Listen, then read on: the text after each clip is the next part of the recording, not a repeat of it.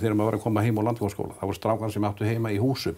Það er að segja á skólaverðstíð, lokastíð á Þórsgötu. Að þeir segja, heyrðu, það er að koma drekkutími heim hjá mér, komdu bara með okkur. Eða með mér, og ég fer með þeim. Og við náttúrulega, sko, sem vorum í Braggahverfinu, við örugglega vorum ángandi að fúkalikt, sko. Þannig voru bara Braggahverfi.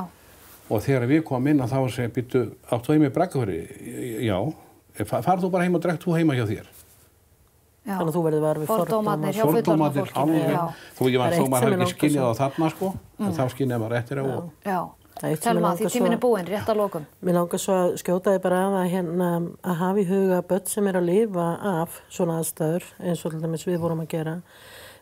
Þessi börn eru að þróa með sér getu og alls konar til að lifa aðstæðunar, en eru þá á meðan ekki endilega að læra hluti sem önnur börn er að læra, eins og að setja mörk, þróa sjálfsmyndina sína, læra að segja nei, standa með sjálfum sér og allt þetta. Samskipti og treysta og svona. Og þetta er oft hlutir sem sko, þolendur og ofbeldis þurfa kannski bara að læra svolítið eins og hann nefndi upp á nýtt á fullorðinsárum. Og aldrei of seint. Aldrei of seint. Betra seint en aldrei að leita sig hjálpar. Algjörlega.